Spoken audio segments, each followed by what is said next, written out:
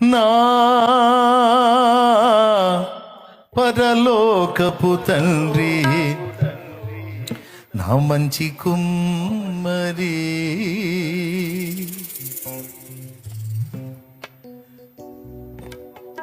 నా పరలోకపు తండ్రి, నా మంచి కుమ్మరి, నీకిష్టమైన పాత్రను చేయ నన్ను విసిరేయక సారెపై ఉంచావా. నీకిష్టమైన పాత్రను చేయ నన్ను విసిరేయక సారెపై ఉంచావా. జ్యోతిర్మయుడా, నా ప్రాణ ప్రియుడా, స్తుతి మహిమలు నీకే. జ్యోతిర్మయుడా, నా ప్రాణ ప్రియుడా, స్తుతి మహిమలు నీకే. నా ఆత్మలో అనుక్షణం, నా ఆత్మలో అనుక్షణం నా అతిశయము నీవే, నా ఆనందము నీవే, నా ఆరాధన నీవే, నా అతిశయము నీవే, నా ఆనందము నీవే, నా ఆరాధన నీవే. జ్యోతిర్మయుడా, నా ప్రాణ ప్రియుడా, స్తుతి మహిమలు నీకే. ఆమేన్, హల్లెలూయా.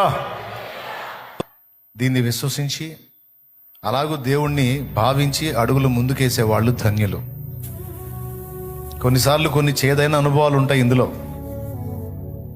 మరి చిన్నవాడికి మాత్ర బిళ్ళ టాబ్లెట్ ఉంటుంది కదండి. జ్వరం వచ్చినప్పుడు వాడికి టాబ్లెట్ మింగించాలంటే చాలా కష్టం, అది చేదుగా ఉంటుంది. వాడు సగం గొంతులో మింగి కూడా వస్తుంటాడు. మామూలుగా మింగకపోతే నోట్లో పెట్టి నీళ్లు పోసి లాగి ఒకటి బీగుతారు. ఆ దెబ్బకి ఏడుతా మింగుతాడు వాడు. ఆ మింగిన తర్వాత లేదు ఏడవాకంటారు.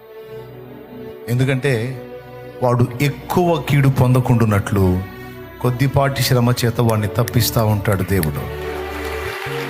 కొద్దిపాటి ఇబ్బందులు, కొద్దిపాటి ప్రతికూలతలు, కొద్దిపాటి శోధనలు, పెద్ద పెద్ద వాటిల్లో, పెద్ద పెద్ద ఊరుల్లో, పెద్ద పెద్ద ఉచ్చుల్లో మనం పడకుండా మనల్ని సేవ్ చేయడానికి, మనల్ని చెక్కటానికి, మనల్ని నిర్మించడానికి, ఆయన పోలికలోకి మనల్ని పరిపూర్ణతలోకి తీసుకొని రావడానికి, మనకు రెండంతల ఆశీర్వాదం తీసుకొని రావడానికి, ఆశీర్వాదానికి తగిన వారంగా మనల్ని సిద్ధపరచడానికి అనేక కారణాలను బట్టి దేవుడు మన జీవితంలో రకరకాల పరిస్థితులు అనుమతిస్తాడని మర్చిపోవద్దు. వాటిని బట్టి కలత చెందొద్దు, కృంగిపోవద్దు, అధైర్యపడొద్దు, విశ్వాసాన్ని విడవద్దు. ధైర్యంగా ముందుకు సాగు. కృప మనందరికీ తోడై ఉండునుగాక. దేవుడు పిచ్చి పనులు చేస్తాడా? అన్యాయం, అక్రమం, ద్రోహం అవన్నీ చేసేది మనుషులు, దేవుడు చేయడు. ఇంకా మనం దేవుడికి చేస్తుంటాం ఇట్లాంటి పనులన్నీ, ఆయన మనకి చేయడు. కాబట్టి అన్యజనులు వెరితనంగా భావించే వాటి విషయమే మనం లక్ష్య పెట్టాల్సిన అవసరం లేదు. మనం కూడా దేవుణ్ణి అలా అనుకోవద్దు. దేవుణ్ణి హృదయపూర్వకంగా ప్రేమిద్దాం, నిండు మనసుతో ప్రేమిద్దాం, దేవునితో స్నేహిద్దాం, దేవుణ్ణి సేవిద్దాం. కృప మనందరికీ తోడై ఉండునుగాక.